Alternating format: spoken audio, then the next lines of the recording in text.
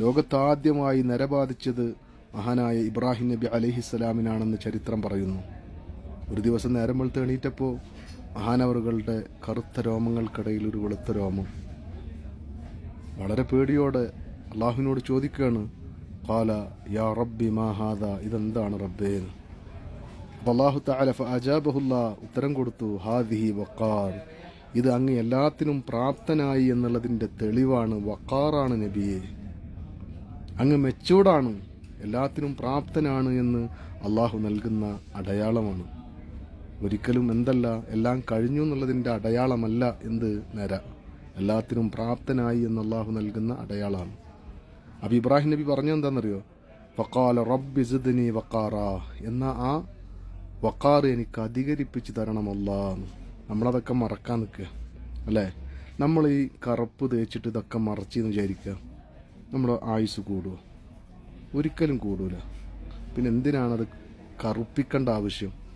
മഹാനായ റസൂലുള്ളാഹി സ്വല്ലല്ലാഹു അലൈഹി വസല്ലമ തങ്ങൾ പറഞ്ഞു, ഇമാം അബൂദാവൂദും ഇമാം നസായിയും റഹിമഹുമുല്ലാ അവരൊക്കെ റിപ്പോർട്ട് ചെയ്യുന്ന ഹദീസ്, യകൂനു ഫി ആഖിരി സമാൻ, അവസാന കാലഘട്ടത്തിൽ കുറച്ചാളുകൾ വരും, യഖ്ലബൂന ബിസ്സവാദ്, കറുപ്പ് കൊണ്ട് ചായം പൂശുന്നവർ, യഖ്ലബൂന ബിഹാദ സവാദ് കഹവാസിലിൽ ഹമാം, ഏതുപോലെ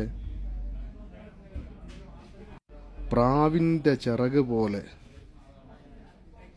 അങ്ങനെ തോന്നിപ്പിക്കുന്ന ചില ആളുകൾ, ലാ യരീഹൂന റായിഹത്തൽ ജന്ന, സ്വർഗത്തിൻ്റെ പരിമളം പോലും അവർക്ക് എത്തുകയില്ലട്ടോന്ന് അല്ലാഹുവിൻ്റെ റസൂലിൻ്റെ ഹദീസാണ്. അപ്പോൾ അതുകൊണ്ട് നേരെ അവിടെ കിടന്നോട്ടെ, ഇതൊക്കെ പ്രകാശിക്കുന്ന ആളെ ആഖിറത്തിൽ. അപ്പോൾ അതുകൊണ്ട് അതിനെ അങ്ങ് വിടുക, താടിൻ്റെ ഒന്നൊക്കെ വൃത്തിയാക്കിയിട്ട് അങ്ങനെ അതിനെ അങ്ങ് വിടുക. അപ്പം അങ്ങനെയുള്ള സോൾട്ട് ആൻഡ് പെപ്പറാണുള്ള മോഡൽ അല്ലേ, അങ്ങനെയല്ല പറയാം. അപ്പം അതുകൊണ്ട് ഈ വക്കാർ ഇങ്ങനെ അധികരിച്ചു എന്ന് വിചാരിച്ചിട്ട് ഒരു കുഴപ്പമില്ല. അത് നമ്മളുടെ എല്ലാം കഴിഞ്ഞു എന്നുള്ളതിൻ്റെ അടയാളമല്ല, മറിച്ച് നമ്മളെല്ലാത്തിനും പ്രാപ്തനായി എന്നുള്ളതിന് അള്ളാഹു നൽകുന്ന അടയാളമാണ്.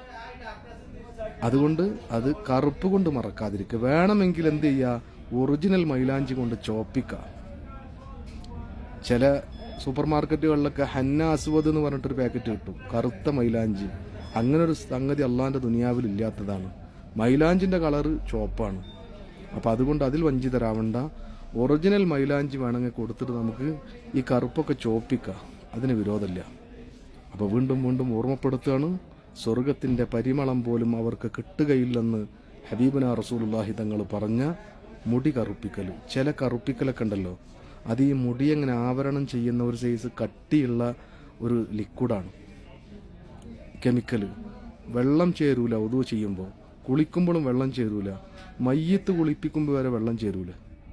പിന്നെ അതുകൊണ്ട് എന്തിനാണ് നമ്മൾ, അപ്പോൾ അത്രയും ബുദ്ധിമുട്ട് നമുക്കുണ്ടാക്കുന്ന കാര്യം നമ്മൾ എന്തിന് നമ്മുടെ താടിയിലും മുടിയിലും ഇടണം? യഥേഷ്ടം അവിടെ കിടന്നോട്ടെ. നമുക്കൊക്കെ എത്ര പ്രായമായി, നമുക്ക് അല്ലാഹു തആല തന്ന ആയുസ് വരെ നമ്മൾ ജീവിക്കുള്ളൂ.